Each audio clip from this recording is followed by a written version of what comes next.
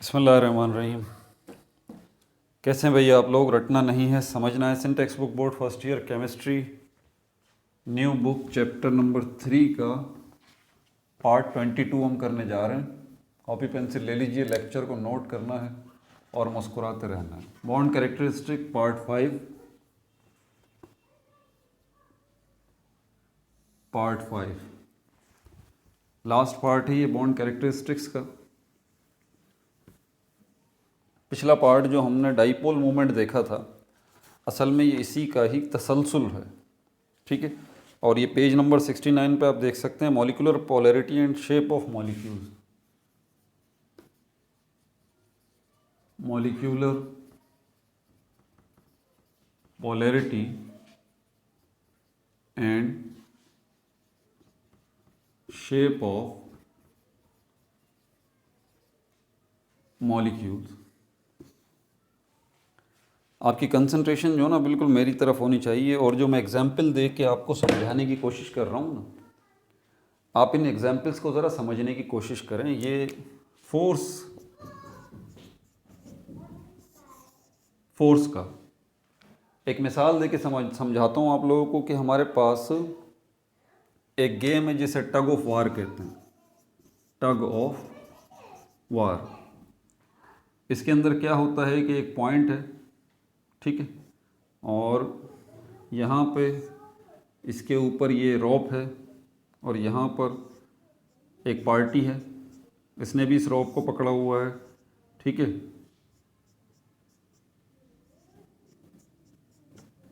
और यहाँ पर भी एक पार्टी है दूसरी, इसने भी इस रॉप को पकड़ा हुआ है।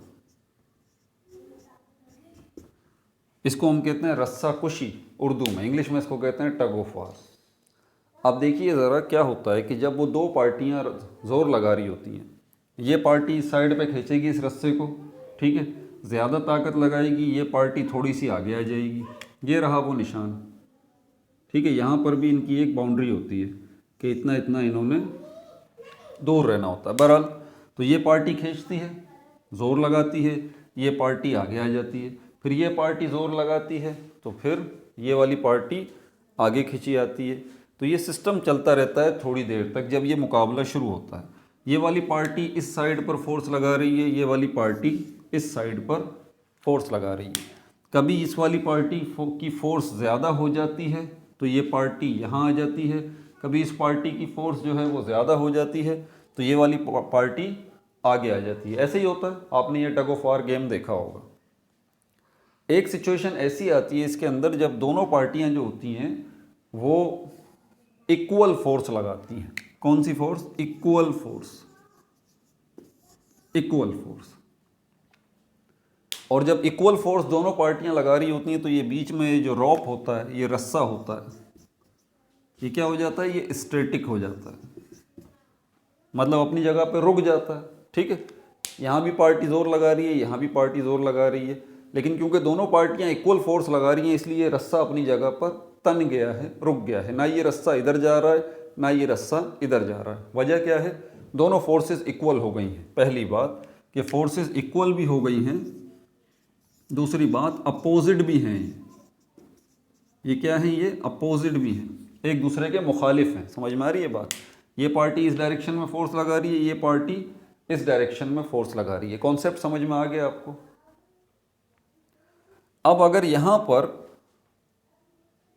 ये वाली पार्टी जो है, अगर ये पार्टी थोड़ा सा कोई आता है साहब और जो है ना यहाँ पर कोई पत्थर वगैरह यहाँ पर रख देता है, ये पार्टी कुछ यूं हो जाती है, ऐसे ऐसे, और ये पार्टी इधर ही रहती है।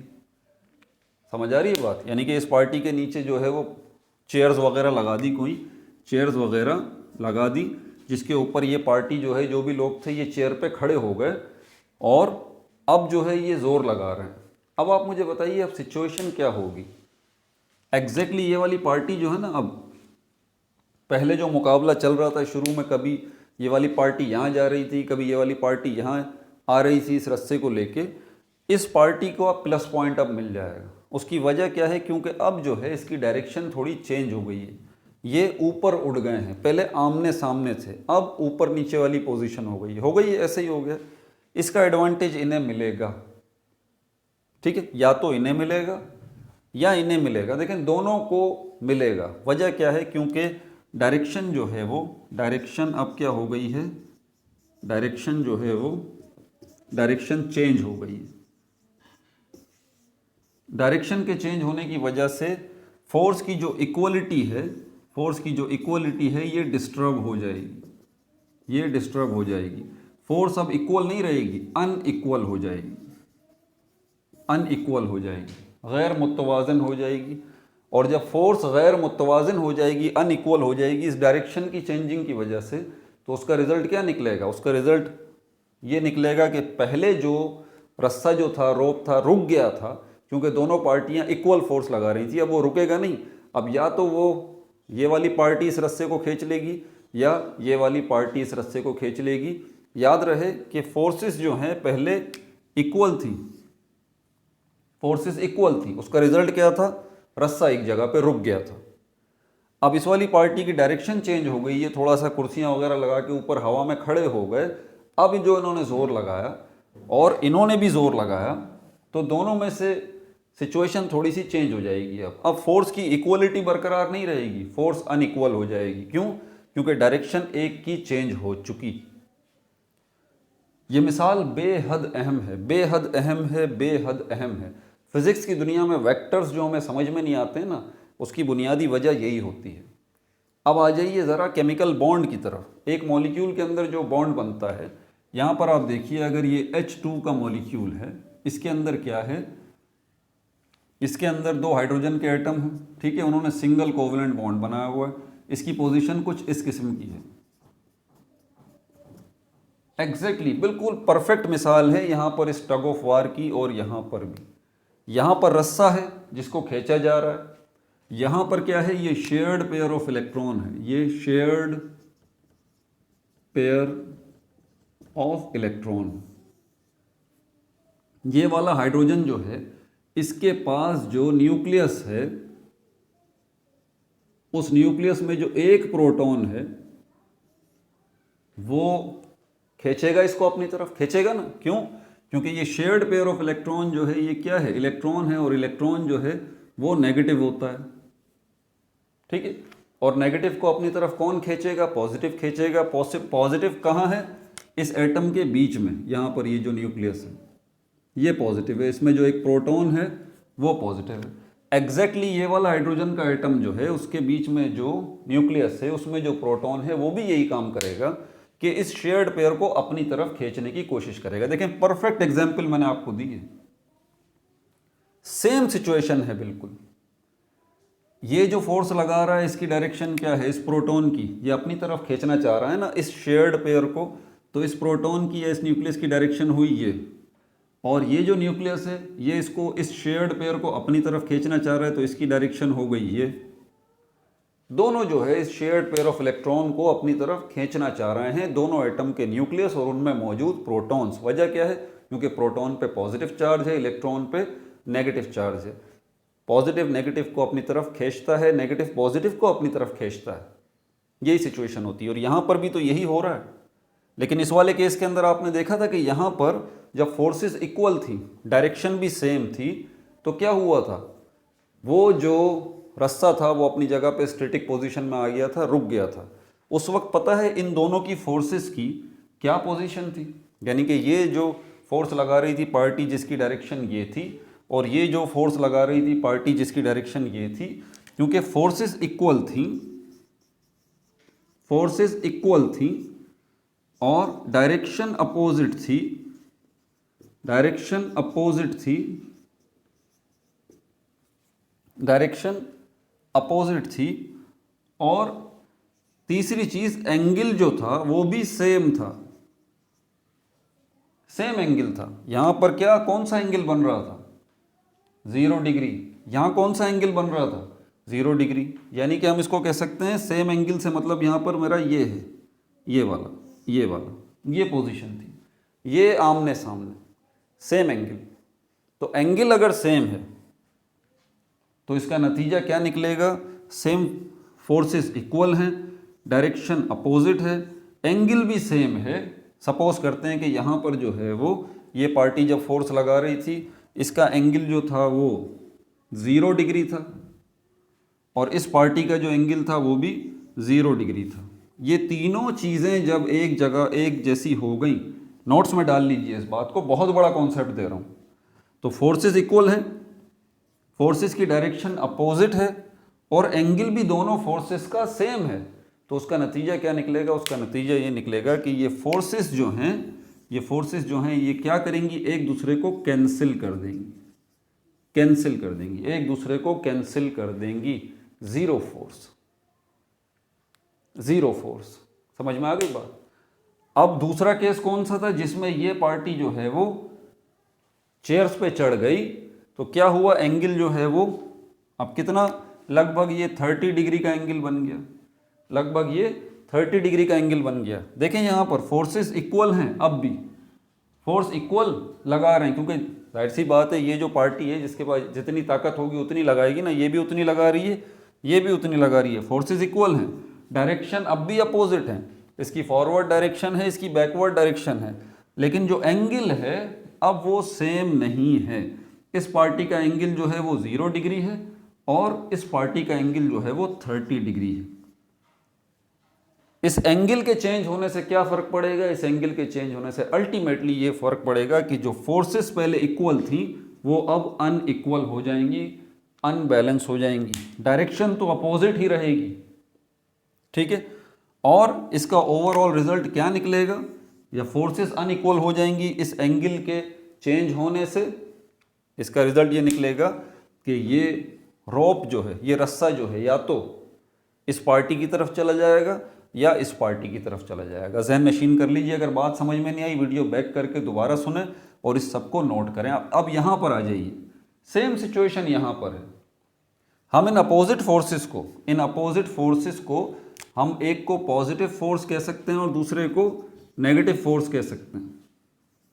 अपोजिट है ना भाई, अपोजिट है, एक को पॉजिटिव फोर्स दूसरे को नेगेटिव फोर्स। यहाँ पर भी तो वही तो है भाई, यहाँ पर इंसान ताकत लगा रहे हैं, यहाँ पर इंसान ताकत लगा रहे हैं, ठीक है।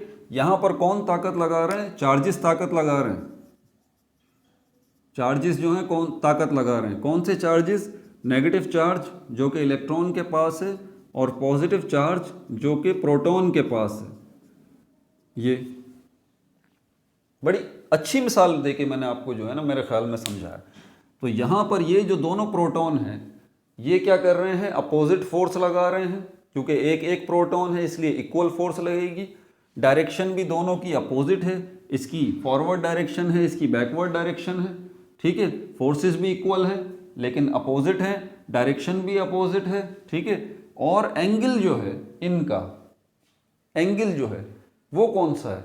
याद रखिए कि इसी 0 डिग्री एंगल को मैं एक और नाम दे सकता हूं, यहां पर 180 डिग्री, 180 डिग्री, 180 डिग्री। इसकी एक्सप्लेनेशन अभी मैं आपको नहीं दे पाऊंगा, ठीक है, वरना और बात जो है ना फिर गहराई में चली जाएगी, फिर इसमें ज्योमेट्री इन्वॉल्व हो जाएगी। 180 डिग्री, तो यहां पर इन दोनों हाइड्रोजन के एटम्स की जो एंगल बनेगा 180 डिग्री दोनों का बनेगा। इसका भी 90, इसका भी 90, इसका भी 90, इसका भी 90। आप नॉर्मली 90 डिग्री एंगल को ये लेते हैं ना, आप कहते हैं ये 0 डिग्री एंगल है, ये 90 डिग्री एंगल है, यही बात है ना। यहाँ तक आते हैं तो ये 180 डिग्री हो जाता है और यहाँ तक आते हैं तो 270 डिग्री हो जाता है, यहाँ तक आते हैं तो 360 डिग्री हो जाता है। पूरा सर्किल जो है वो मुकम्मल हो जाता है, यही बात है।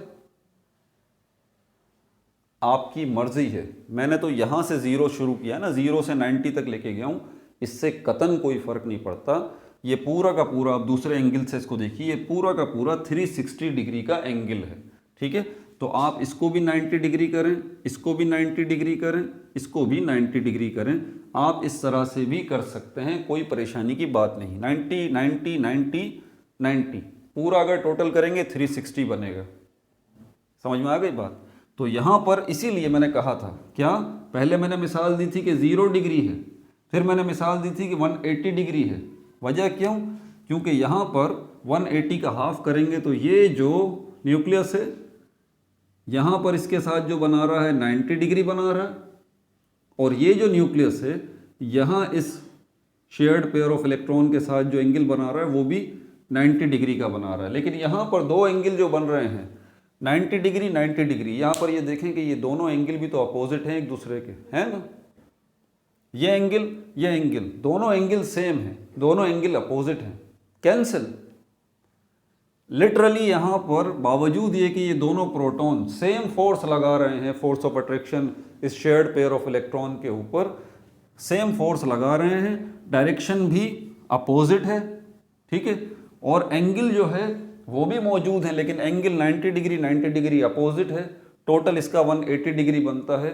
इसलिए यहाँ पर जो है वो नेट फोर्स क्या निकलेगी, नेट फोर्स जो है वो नेट फोर्स 0 निकलेगी।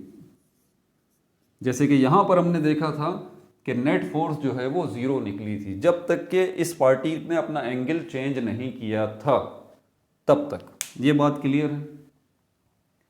अब इसको लेके आपको आगे चलना है। हमारे पास जो टॉपिक है ना molecular polarity and shape of molecule, इसके अंदर हमें यही चीज़ तो देखनी है। ज़रा अपने जहन को खोलिए। एक मॉलिक्यूल के अंदर एटम मौजूद है, एक मॉलिक्यूल के अंदर एटम मौजूद है। देखिए मैं बार बार जो मैग्नेट की मिसाल देके आपको समझाता हूँ ना कि मैग्नेट जो है उसको अपने जहन में रखिए तो आपको प्रॉब्लम नहीं होगी। जिस तरह एक मैग्नेट जो है उसके दो पोल होते हैं, पॉजिटिव और नेगेटिव, ठीक है, इसी तरह दूसरा एक मैग्नेट होगा, उसके भी दो पोल होंगे, पॉजिटिव और नेगेटिव। तो ये मैग्नेट कर क्या रहा है, ये मैग्नेट और ये मैग्नेट, पॉजिटिव और नेगेटिव, ये मैग्नेट क्या कर रहा है, पॉजिटिव और नेगेटिव। यहाँ से ये मैग्नेट अपने इस पॉजिटिव पोर्शन से भी फोर्स लगा रहा है। कौन सी फोर्स है, ये पॉजिटिव फोर्स है। यहाँ से इस पोर्शन से ये मैग्नेट जो फोर्स लगा रहा है, फोर्स ऑफ अट्रैक्शन, ये कौन सी है, ये नेगेटिव फोर्स है। समझ में आ गई बात। इस पोर्शन से देखें मैंने पोर्शन दोनों के इक्वल बनाए हैं, पोर्शन मैंने दोनों के इक्वल बनाए हैं, ठीक है। तो ये दोनों एक दूसरे के ऊपर फोर्स लगा रहे हैं, लेकिन क्योंकि फोर्सेस अपोजिट है, डायरेक्शन अपोजिट है, ठीक है ना। अपोजिट फोर्सेस होंगी। जब मैंने एक को नेगेटिव और दूसरे को पॉजिटिव कह दिया, अब वो टग ऑफ वार वाली मिसाल अपने जहन में ले आइएगा। तो मैग्नेट का ये नेगेटिव पोर्शन, ये पॉजिटिव पोर्शन, ये भी फोर्स ऑफ अट्रैक्शन लगा रहा है, ये भी फोर्स ऑफ अट्रैक्शन लगा रहा है, लेकिन क्योंकि दोनों की फोर्सेस की डायरेक्शन अपोजिट है और जितना पॉजिटिव एरिया है उतना ही नेगेटिव एरिया है, तो डायरेक्शन तो अपोजिट हुई, डायरेक्शन तो अपोजिट हुई, ठीक है, और फोर्सेस जो हैं वो भी अपोजिट हुई।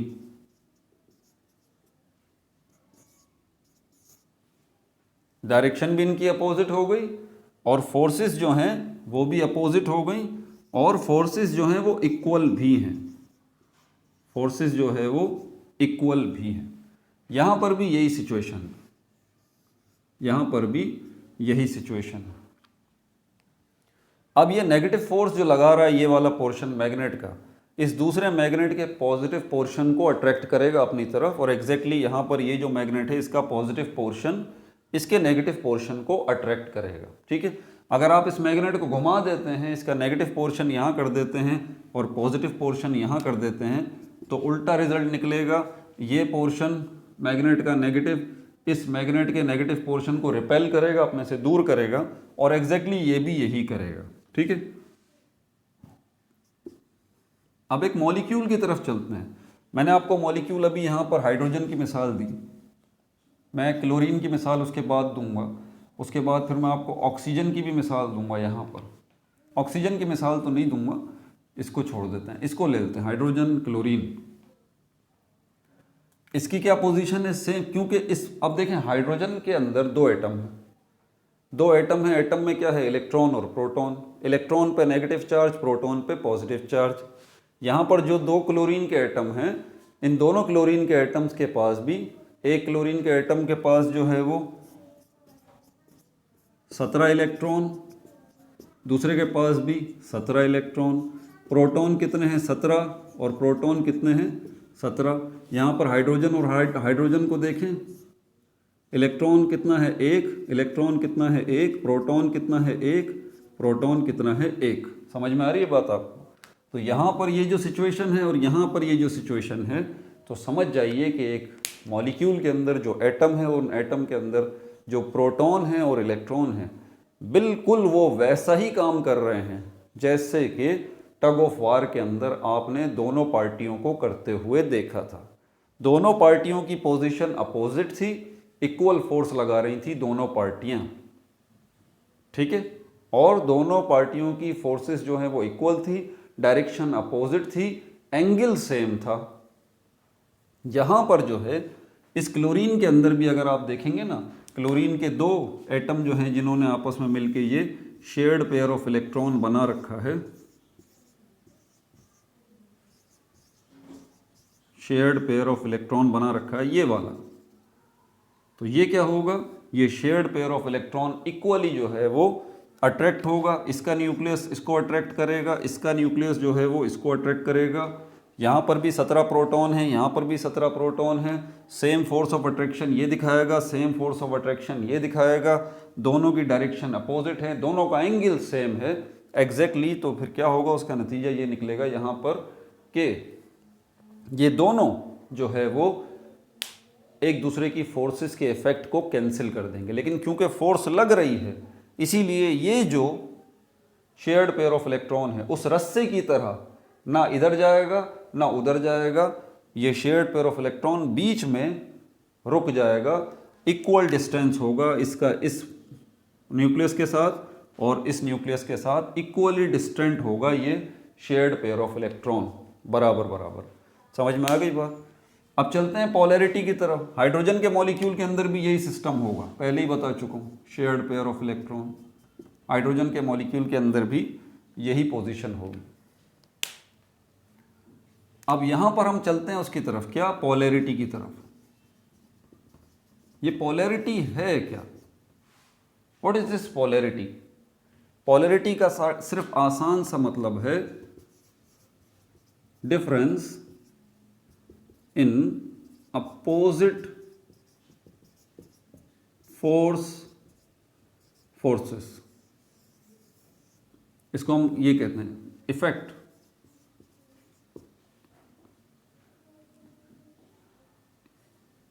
इसको कहेंगे इफेक्ट ऑफ अपोजिट फोर्सेस। इसको पोलैरिटी को मैं एक और अभी छोटा सा नाम देता हूं, effect of opposite forces. Opposite forces का इफेक्ट, पोलैरिटी।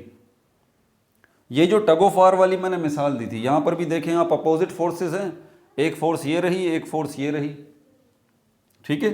ये इस पॉइंट ऑफ व्यू से अपोजिट हैं दोनों फोर्सेस, हालांकि ये भी पॉजिटिव फोर्स है, ये भी पॉजिटिव फोर्स है, नो डाउट, लेकिन ये पॉजिटिव फोर्स इसलिए अपोजिट है क्योंकि इसकी डायरेक्शन क्या है, इस साइड पर, ये इस साइड पे खींचना चाह रही है अपनी तरफ, इस शेयर्ड पेयर ऑफ इलेक्ट्रॉन को खींचना चाह रहा है ये न्यूक्लियस, और ये न्यूक्लियस जो है वो अपनी तरफ जो है इस शेयर्ड पेयर ऑफ इलेक्ट्रॉन को खींचना चाह रहा है। समझ में आ रही है बात आपको?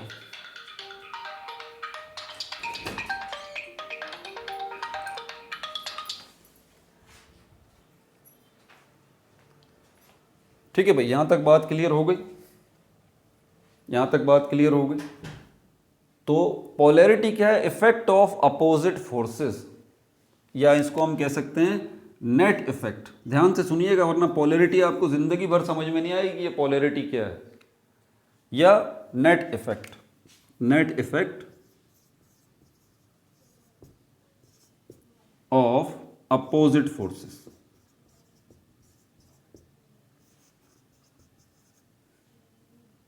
Net effect of opposite forces, या एक और नाम दे दूं मैं आपको इसको, resultant force. Polarity is actually a resultant force,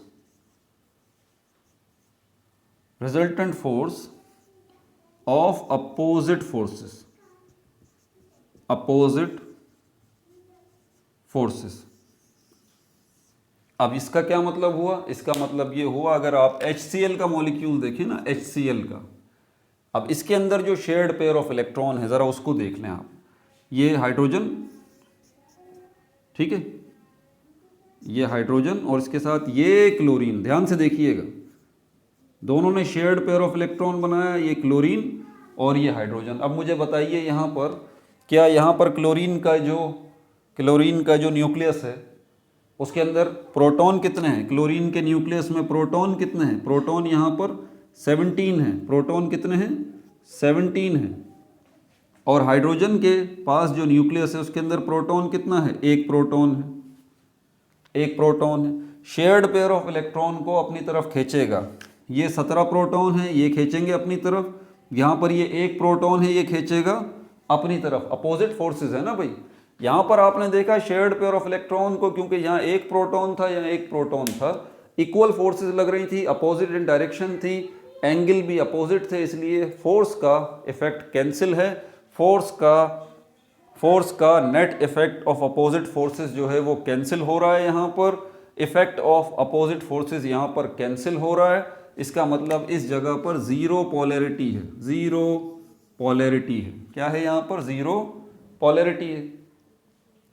same forces हैं, अपोजिट इन डायरेक्शन है, एंगल भी सेम है, तो रिजल्ट क्या निकलेगा? वही टग ऑफ वार में मैंने आपको समझा दिया कि क्या हो रहा था वहां पर। तो तीनों चीजें सेम है, सेम एंगल है, अपोजिट फोर्सेस हैं, अपोजिट डायरेक्शन है, तो क्या होगा? एक दूसरे को कैंसिल कर देगी ये फोर्सेस। नेट इफेक्ट जो निकलेगा, net effect of opposite forces जो निकलेगा वो जीरो निकलेगा। हाइड्रोजन गैस के मॉलिक्यूल के मुकाबले में इफेक्ट ऑफ अपोजिट फोर्सेस जो निकलेगा वो जीरो निकलेगा। और हम इसको कहते हैं resultant force of opposite forces. यहाँ पर क्या निकलेगा? जीरो निकलेगा हाइड्रोजन के केस में। क्लोरीन के केस के अंदर भी एग्जैक्टली यही होगा। क्लोरीन के केस में भी यही होगा। शेयर्ड पेयर ऑफ इलेक्ट्रॉन जो है वो इक्वली अट्रैक्ट हो रहा होगा, क्योंकि यहाँ पर भी 17 प्रोटॉन है, यहाँ पर भी 17 प्रोटॉन है। इक्वली दोनों न्यूक्लियस अट्रैक्ट कर रहे होंगे, बट अपोजिट इन डायरेक्शन। ठीक है, तो नेट इफेक्ट यहाँ पर क्या निकलेगा? पोलैरिटी यहाँ पर भी जीरो निकलेगी। पोलैरिटी यहाँ पर भी क्या निकलेगी? जीरो निकलेगी। ठीक है, लेकिन हाइड्रोक्लोरिक एसिड को, HCl को अगर हम देखेंगे, यहाँ पर मामला डिफरेंट है। यहाँ पर मामला डिफरेंट है। यहाँ पर हाइड्रोजन का एटम है, यहाँ पर क्लोरीन का एटम है। शेयर्ड पेयर ऑफ इलेक्ट्रॉन जो होगा वो ज़्यादा अट्रैक्ट करेगा, ज़्यादा खींच लेगा अपनी तरफ। कौन? क्लोरीन का एटम।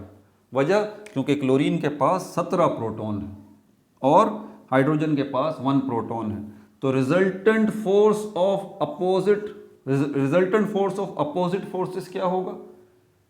यहाँ पर एग्जैक्टली यहाँ पर ये निकलेगा इसका रिजल्ट कि ये जो मॉलिक्यूल हो, यहाँ पर क्या होगी? यहाँ पोलैरिटी होगी।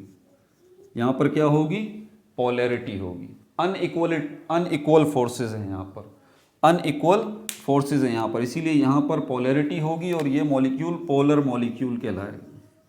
पोलर मॉलिक्यूल कहलाएगा। और इसकी दूसरी वजह क्या है? Electronegativity difference. Electronegativity difference. इसी बात को दूसरी तरह से क्या बोला जाता है कि भाई इस मॉलिक्यूल की इलेक्ट्रोनेगेटिविटी ज़्यादा है। तो बात तो वही है ना यार, इलेक्ट्रोनेगेटिविटी ज़्यादा है मतलब ये कि इसके पास फोर्स ऑफ अट्रैक्शन ज़्यादा है, और इस एटम की इलेक्ट्रोनेगेटिविटी कम है मतलब इसकी फोर्स ऑफ अट्रैक्शन कम है। बात समझ में आ रही है आपको? तो इसकी इलेक्ट्रोनेगेटिविटी ज़्यादा है मतलब इसके पास अट्रैक्टिव फोर्सेस ज़्यादा हैं, इसके पास प्रोटॉन ज़्यादा हैं, तो इसीलिए शेयर्ड पेयर ऑफ इलेक्ट्रॉन ज़्यादा जो है वो अट्रैक्ट करके रखेगा अपनी तरफ। कौन? ये क्लोरीन का एटम। और कम अट्रैक्ट करके रखेगा ये हाइड्रोजन का एटम। ठीक है, तो यहाँ पर आपके पास जो इफेक्ट ऑफ अपोजिट फोर्सेस निकलेगा वो जीरो नहीं निकलेगा, जीरो नहीं निकलेगा। आपके पास जो net effect of opposite forces निकलेगा वो जीरो नहीं निकलेगा। ठीक है, आपके पास जो रिजल्टेंट फोर्स आएगी अपोजिट फोर्सेस के वो जीरो नहीं निकलेगी, बल्कि यहाँ पर इस फोर्स की डायरेक्शन इस तरफ होगी, नेगेटिव से पॉजिटिव की तरफ। ठीक है, कुछ हमारे यूट्यूबर्स भाई हैं, वो उनके बड़े बड़े चैनल हैं, 360 के हैं, 400 के हैं, इतने इतने सब्सक्राइबर्स हैं, लेकिन बड़ा तकलीफ़ होती है देख के। ऐसे ऐसे भी हैं 800 सब्सक्राइबर्स भी हैं, 1 मिलियन सब्सक्राइबर्स भी हैं। बड़ी तकलीफ़ होती है देख के कि बच्चों को तो बेचारों को पता नहीं है ना कि वो क्या मिल रहा है उनको। शॉर्टकट में वीडियोस पड़ी होती हैं, बेदरेग उसके ऊपर अमल कर रहे होते हैं, अपने एग्ज़ाम की तैयारी कर रहे होते हैं, एंट्री टेस्ट की तैयारी कर रहे होते हैं और तबाही कर रहे होते हैं अपनी। फिर सोचते ही रहते हैं कि यार हमारा कॉन्सेप्ट तो बन ही नहीं रहा, हमारा रिजल्ट तो वो आ ही नहीं रहा, हम इतनी मेहनत भी कर रहे हैं वो चीज़ मिल ही नहीं रही। भाई आपकी मेहनत गलत सिमत में हो रही है। आप अपनी डायरेक्शन ठीक करें, शॉर्टकट के चक्कर में ना पड़े। जो चीज़ जितना वक्त चाहती है उसको उतना वक्त दें आप, उसका हक है वो। ये बैठे बिठाए थोड़ी ना कोई चीज़ें समझ में आ जाएंगी। बहरहाल तो अब ज़रा पोलैरिटी की तरफ चलते हैं।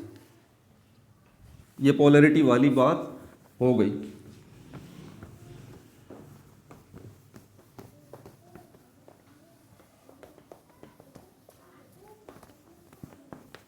नॉर्मली क्या कहा जाता है? नॉर्मली ये कहा जाता है भाई डिफरेंट अगर एटम है, डिफरेंट अगर एटम है, सेम अगर एटम है तो यहाँ पर जैसे कि ये है H2, ये है Cl2, ये है, ये मॉलिक्यूल सेम एटम से मिलके बना है, ये मॉलिक्यूल सेम एटम से मिलके बना है, ये मॉलिक्यूल सेम एटम से मिलके बना है। इसका मतलब नो पोलैरिटी, नो पोलैरिटी। ये बात किसी हद तक सही भी है, ये बात किसी हद तक सही भी है। और अगर डिफरेंट एटम हो जैसे कि HCl है, इस मॉलिक्यूल में डिफरेंट एटम है, कार्बन डाइऑक्साइड है, कार्बन मोनोऑक्साइड है, H2O है, ठीक है, ये डिफरेंट एटम है क्योंकि तो इनके अंदर पोलैरिटी मौजूद है। अब इसी पोलैरिटी को मत भूलिएगा, मैंने इस पोलैरिटी का एक नाम रख दिया है नेट रिजल्ट या resultant force, resultant force of attraction. तो ये पोलैरिटी जो है वो अगर इसको मेजर करना हो, जब हम मेजर की बात करते हैं ना तो हमारे पास डेफिनेटली कोई यूनिट होना चाहिए, कोई यूनिट होना चाहिए, ठीक है। और यहाँ पर पोलैरिटी का जो यूनिट है वो डी बाय है, डी बाय। पिछली वीडियो में ये बता चुका हूँ आपको। What is this debye? Peter Debye ये वो फिजिसिस्ट थे जिन्होंने ये मॉलिक्यूल की पोलैरिटी को बाकायदा मेजर करके बताया। जब हम कहते हैं ना कि पोलैरिटी को आप मेजर कैसे करते हैं तो इसका मतलब ये कि आपको नंबर्स में बताना पड़ेगा, नंबर्स में बताना पड़ेगा। मिसाल के तौर पर अगर मास जो है, मास या डिस्टेंस है या टाइम है, मैं कहता हूँ मास को मेजर कीजिए, डिस्टेंस को मेजर कीजिए, टाइम को मेजर कीजिए, तो फिर पोलैरिटी को मेजर कीजिए। तो मास को मेजर करना तो आपके लिए बड़ा आसान है क्योंकि आपके पास यूनिट मौजूद हैं, किलोग्राम, ग्राम, मिलीग्राम, माइक्रोग्राम। आप मास को आसानी से मेजर कर सकते हैं।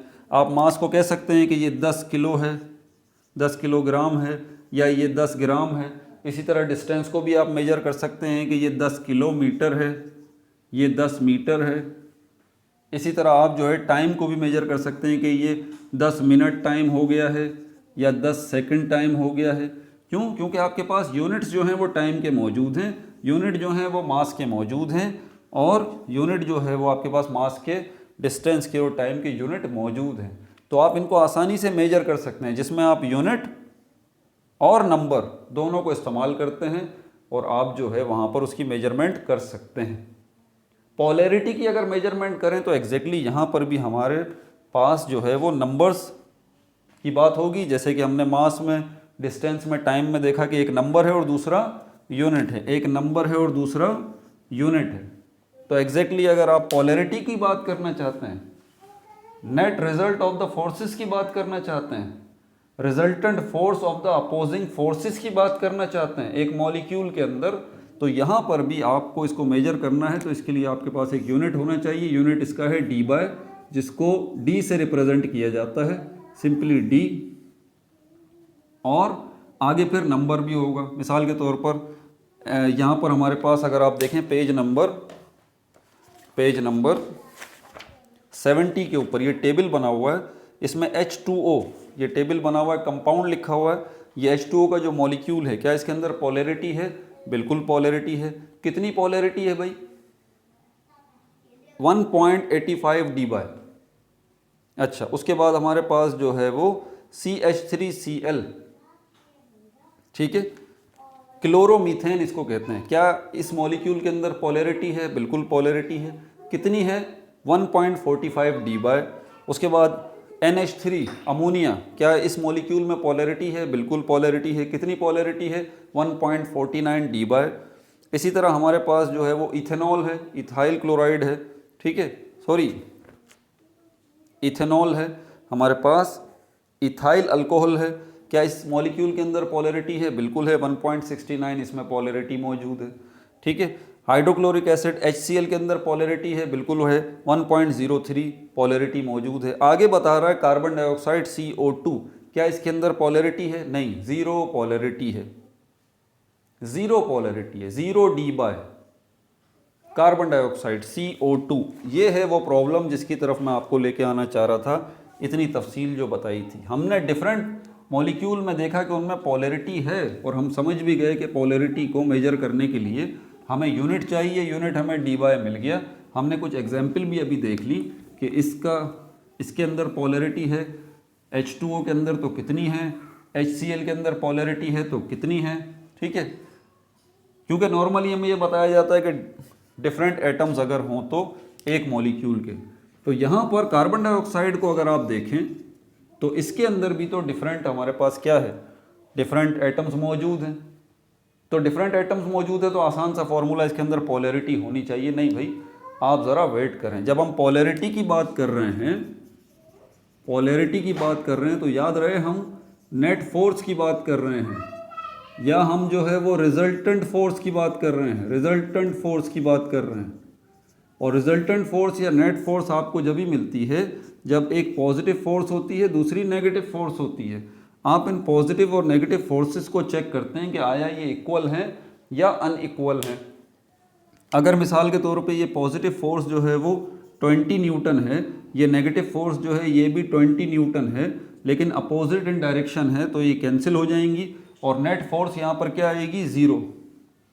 तो नेट फोर्स अगर आपके पास 0 आ रही है या रिजल्टेंट फोर्स आपके पास 0 आ रही है, तो आप कहेंगे क्या, no polarity at all, no polarity at all. या फिर आप इसको कहेंगे कि इसकी पॉलरिटी जो है वो 0D बाय है, 0D बाय है। क्या पॉलरिटी है, 0D बाय पॉलरिटी है।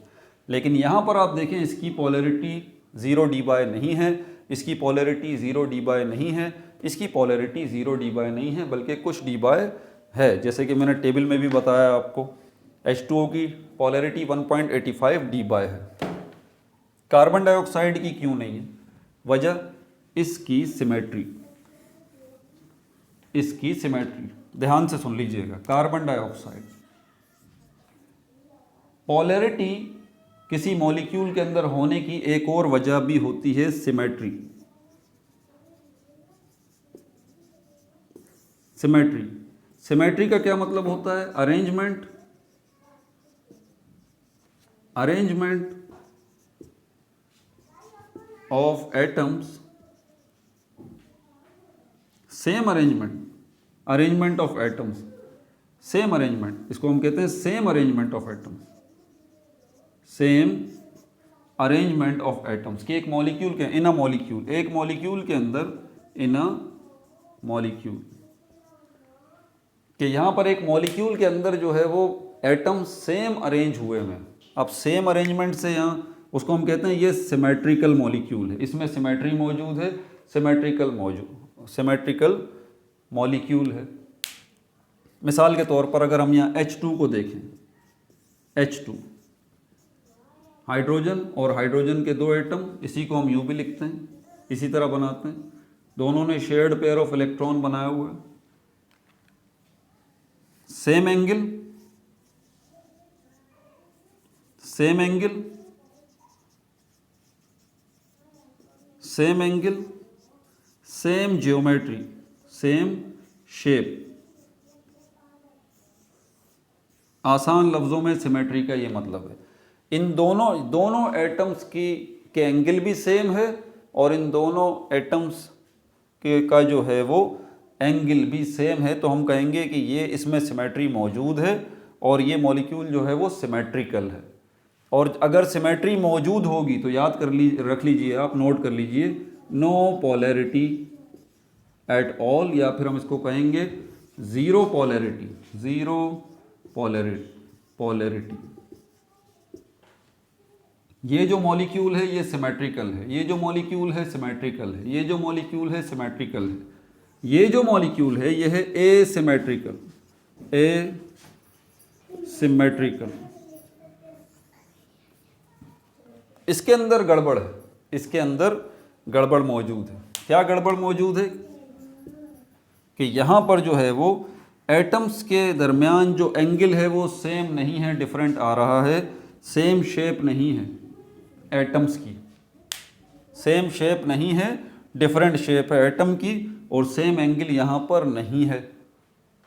और इसकी वजह से आपने वो टग ऑफ वार वाली एग्जाम्पल याद है मैंने क्या बताया था, क्या अरेंजमेंट डिफरेंट नहीं हो गई थी उन दोनों पार्टीज़ की?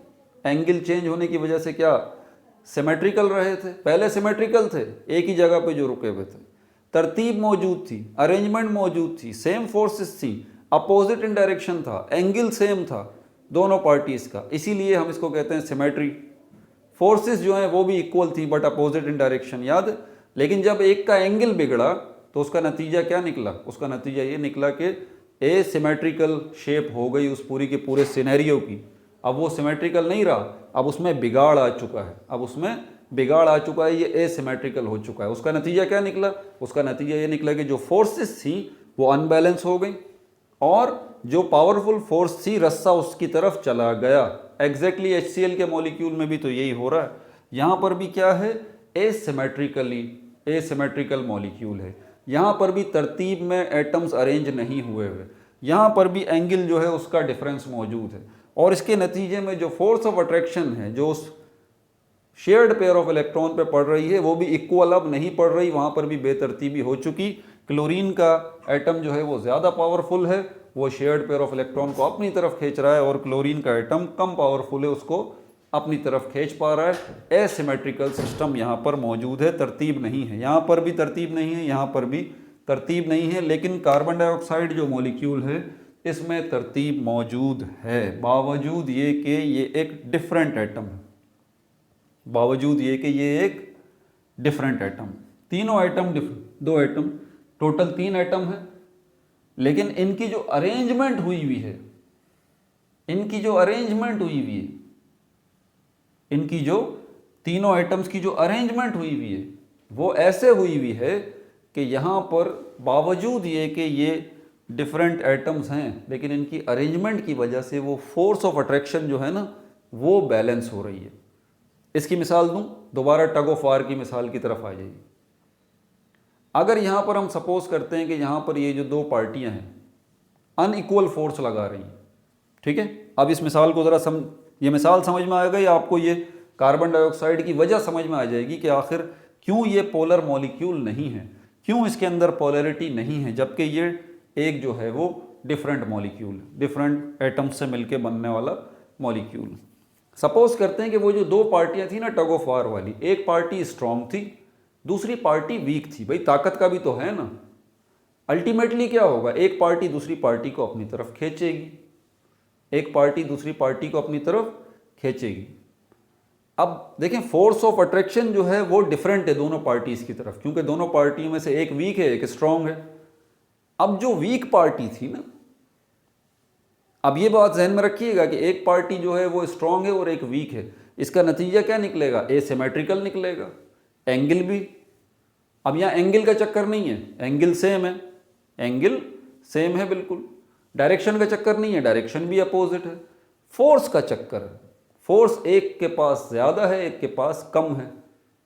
इसका नतीजा क्या निकलेगा? नेट रिजल्ट क्या निकलेगा? पोलैरिटी की सूरत में निकलेगा। एसिमेट्रिकल हो जाएगा सब कुछ, पूरा सिस्टम एसिमेट्रिकल हो जाएगा, बेतरतीब हो जाएगा।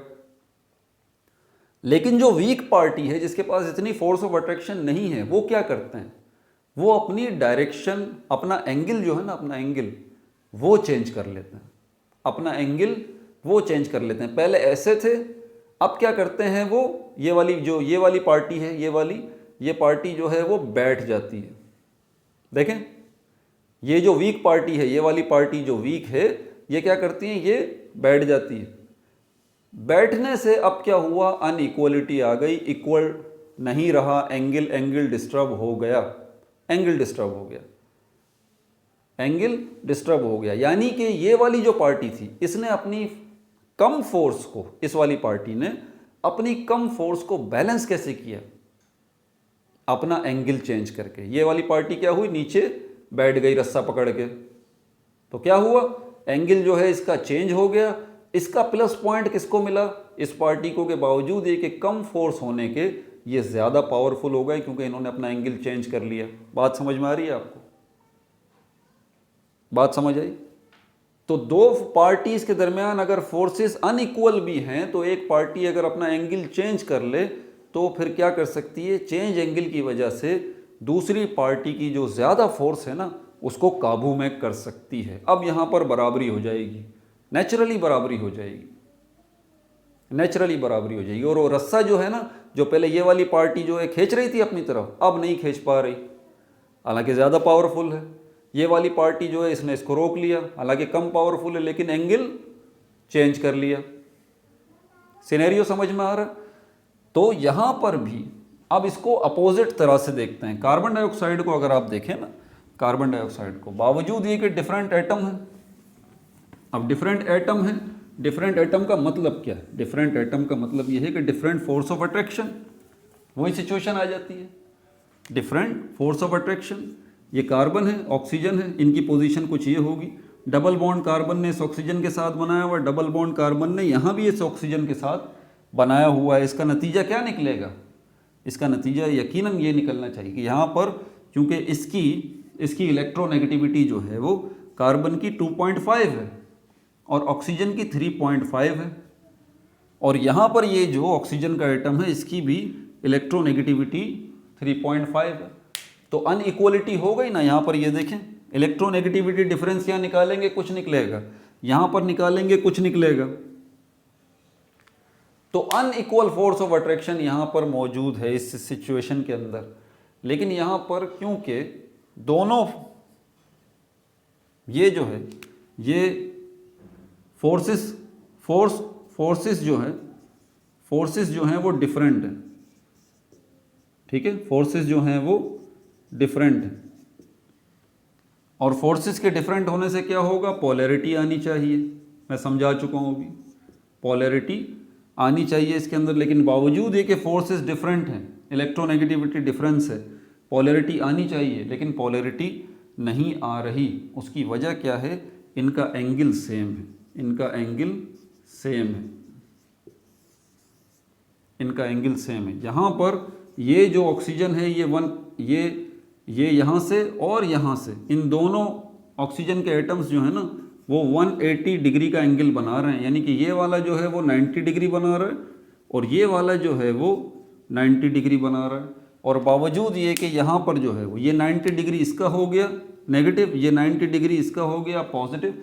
तो यहाँ पर ये जो टोटल 180 डिग्री एंगल बन रहा है, इससे इसकी शेप कौन सी बन रही है? अगर आपको याद हो, ये लीनियर शेप है, ये लीनियर शेप है। और इसकी कौन सी टाइप है? ये AX2 टाइप है, जिसके अंदर 180 डिग्री एंगल बनता है। इस 180 डिग्री एंगल की वजह से 90 डिग्री यहाँ, 90 डिग्री यहाँ, बावजूद ये कि इलेक्ट्रोनेगेटिविटी डिफरेंस मौजूद है, बावजूद ये कि डिफरेंट फोर्सेस मौजूद हैं, लेकिन यहाँ पर जो है वो एंगल जो है क्योंकि सेम है, इस वजह से फिर क्या हो रहा है कि यहाँ पर फोर्स ऑफ अट्रैक्शन जो है सेम हो रही है, इसके पास भी, इसके पास भी। और ये मॉलिक्यूल कौन सा बनेगा फिर? ये एसिमेट्रिकल नहीं बनेगा, ये बनेगा सिमेट्रिकल। और सिमेट्रिकल जो होता है मॉलिक्यूल, सिमेट्रिकल जो होता है मॉलिक्यूल, सिमेट्रिकल जो होता है उसमें नो पोलैरिटी, पोलैरिटी नहीं होती, पोलैरिटी उसके अंदर नहीं होती। समझ में आ रही है बात आपको? तो कई फैक्टर हैं, सिर्फ इलेक्ट्रोनेगेटिविटी डिफरेंस से ही बात नहीं बनती, बल्कि एंगल से भी बात बनती है, डायरेक्शन से भी बात बनती है, तो जाके हमें नेट पोलैरिटी का जो है वो पता चलता है। अब आगे आपके पास जो दूसरा असेसमेंट है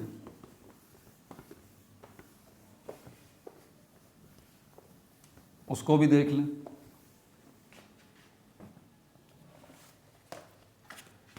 ये आपके पास सेल्फ असेसमेंट अगला आ रहा है।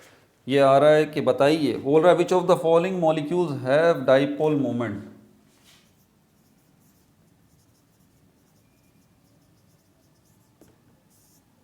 कौन सा मॉलिक्यूल है जिसके पास डाइपोल मोमेंट मौजूद है? यकीनन उसके अंदर पोलैरिटी मौजूद है। आसान लफ्ज़ों में पोलैरिटी मौजूद है अगर डाइपोल मोमेंट है तो। पहले उसने कहा है CHCl3 ट्राइक्लोरोमीथेन है ये। दूसरा जो है हमारे पास जो है वो सल्फर डाइक्लोराइड है, तीसरा है जो हमारे पास जो है वो H2O हाइड्रोजन ऑक्सीजन का है, और चौथा जो है वो हमारे पास CO2 कार्बन डाइऑक्साइड है। और फिर उसने ये भी बोला है कि in each case give a reason for your answer, her case में अपना रीज़न भी दीजिए। पहले तो ये बताएं कि इनमें से कौन सा जो है वो किसके अंदर डाइपोल मूवमेंट है, डाइपोल मूवमेंट है,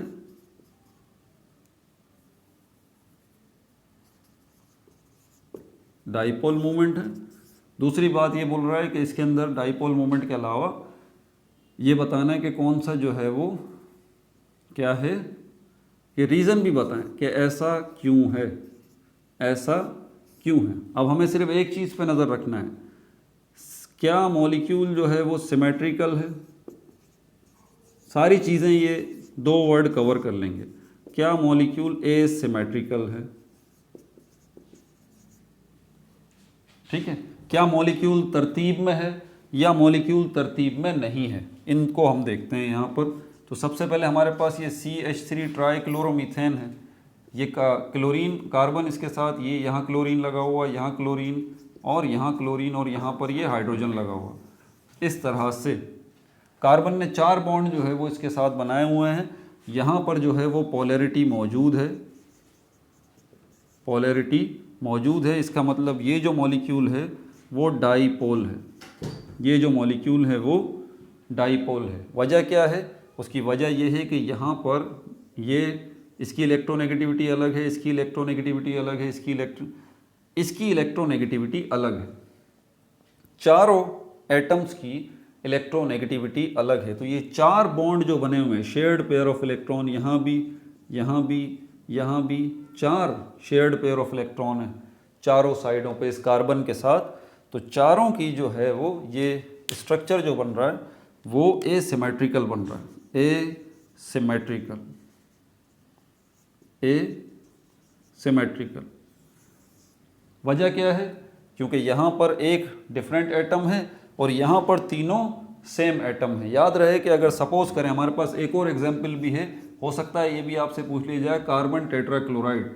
तो ये कार्बन है, चारों साइड पर क्लोरीन मौजूद है, यहाँ भी क्लोरीन मौजूद है, यहाँ भी क्लोरीन मौजूद है, यहाँ पर आपको तरतीब नज़र आ रही है, तरतीब नज़र आ रही है। हालांकि इलेक्ट्रोनेगेटिविटी डिफरेंस मौजूद है, यहाँ पर तरतीब है।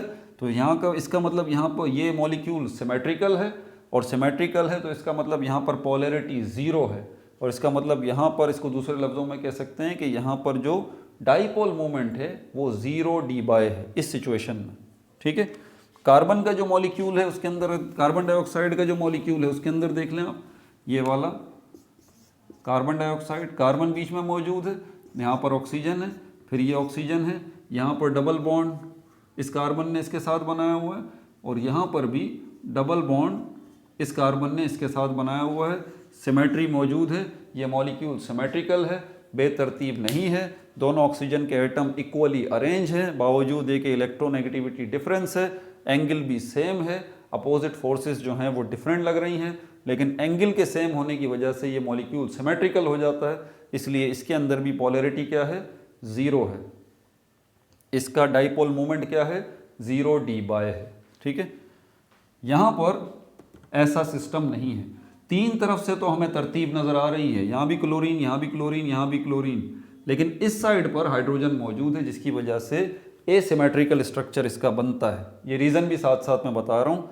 इसीलिए ये जो है हमारे पास क्या है, ये हमारे पास जो है वो इसमें डाइपोल मोमेंट मौजूद है, ठीक है, डाइपोल मोमेंट इसके अंदर मौजूद है। उसने ये नहीं बोला क्वेश्चन के अंदर, याद रहे, कि कितना है, ये नहीं पूछा, उसने सिर्फ ये बोला है कौन सा मॉलिक्यूल है जिसके पास डाइपोल मोमेंट है, ठीक है ना। ये वो उसका सवाल है, कितना डाइपोल मोमेंट है, ये उसने नहीं पूछा हमसे कि कितना है। अगर कितना पूछा होता तो मैं कितने d में भी आपको मैं बता देता। इस कार्बन ट्राइक्लोरोमीथेन का जो मॉलिक्यूल है, इसका d में इसका डाइपोल मोमेंट क्या है, तो ये तो मैं बता देता, लेकिन उसने ये पूछा नहीं है। जितना पूछा है सिर्फ उसका जवाब दे दिया कि ये क्या है, इसमें डाइपोल मोमेंट है। वजह क्या है, एसिमेट्रिकल मॉलिक्यूल है, ठीक है भाई। कार्बन डाइऑक्साइड का भी बता दिया, सिमेट्रिकल मॉलिक्यूल है, इसलिए इसमें जो है वो डाइपोल मोमेंट जो है वो ज़ीरो है, नहीं है। उसके बाद हमारे पास ये वाली सिलिकॉन सल्फ़र डाइक्लोराइड ये मौजूद है। सल्फ़र के साथ यहाँ पर भी क्लोरीन मौजूद है, यहाँ पर भी क्लोरीन मौजूद है। ये जो है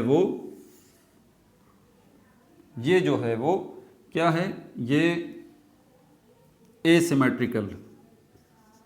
अब आप कहेंगे सर ये एसिमेट्रिकल कैसे हो गया, इसकी ज्योमेट्री तो हमें एक ही जैसी नज़र आ रही है, एसिमेट्रिकल कैसे हो गया। यहाँ पर एक और फैक्टर है जिसको मत भूलिए, वो है लोन पेयर ऑफ इलेक्ट्रॉन। ये लोन पेयर ऑफ इलेक्ट्रॉन जो है ना वो सल्फ़र के पास मौजूद है। एक यहाँ पर लोन पेयर है, एक यहाँ पर लोन पेयर है। तो ये जो लोन पेयर ऑफ इलेक्ट्रॉन है ना, ये क्या कर रहे हैं, एंगल के अंदर बिगाड़ पैदा कर रहे हैं। इसी वजह से एंगल के अंदर जब बिगाड़ पैदा हो रहा है तो फिर ये शेप जो है वो मॉलिक्यूल की सिमेट्रिकल नहीं रह रही, ये एसिमेट्रिकल बन जाती है। तो lone pair of electron notes में डाल लीजिए, पिछली वीडियोस में हम इसको डिस्कस भी कर चुके हैं। ये हमारे पास जो टाइप बनेगी वो बनेगी AX2E2 वाली टाइप, याद है। और इसके अंदर शेप कौन सी होती है, बेंट या एंगुलर। और इसी की मिसाल हमारे पास H2O की भी है। H2O के अंदर भी यही प्रॉब्लम है, H2O के अंदर भी यही प्रॉब्लम है। अब यहाँ पर मैंने क्लोरीन को आमने सामने बनाया ना, क्लोरीन को मैं थोड़ा सा टेढ़ा करके बनाता हूँ। यहाँ पर ये क्लोरीन आ गया और ये क्लोरीन आ गया, देखें बेंट स्ट्रक्चर हो गया, एसिमेट्रिकल हो गया, अनइक्वल फोर्सेस बन गई यहाँ पर। वाटर के अंदर भी यही सिस्टम है। वाटर जो है ये भी कौन सी टाइप है, AX2E2 वाली टाइप है। इसके अंदर भी क्या है, दो लॉन पेयर मौजूद हैं। बस आसान सी बात याद रख लीजिए, अगर लॉन पेयर मौजूद है तो वहाँ पर आपको सिमेट्रिकल स्ट्रक्चर नहीं मिलेगा, एसिमेट्रिकल मिलेगा। आसान सी बात है। तो ये भी क्या है, पोलर मॉलिक्यूल है। ये क्या है, पोलर मॉलिक्यूल है। तो अगर पोलर मॉलिक्यूल है तो पोलैरिटी है, पोलैरिटी है तो डाइपोल मोमेंट है, डाइपोल मोमेंट है तो इसका मतलब इसकी शेप जो है वो सिमेट्रिकल नहीं है, एसिमेट्रिकल है। ठीक है भाई, अपना बहुत ज़्यादा ख्याल रखिएगा। वजूहात भी मैंने बता दी, बहुत सारे नए नए कॉन्सेप्ट्स भी दिए हैं, डिफ़िकल्ट कॉन्सेप्ट्स भी दिए हैं, कुछ नई बातें भी बताई हैं। ठीक है, मुश्किल ज़रूर हैं लेकिन सही बातें हैं। वीडियो को दोबारा देख लीजिए अगर अच्छे तरीके से समझ में नहीं आया तो। अपना बहुत ज़्यादा ख्याल रखिएगा। No like no subscribe, only share.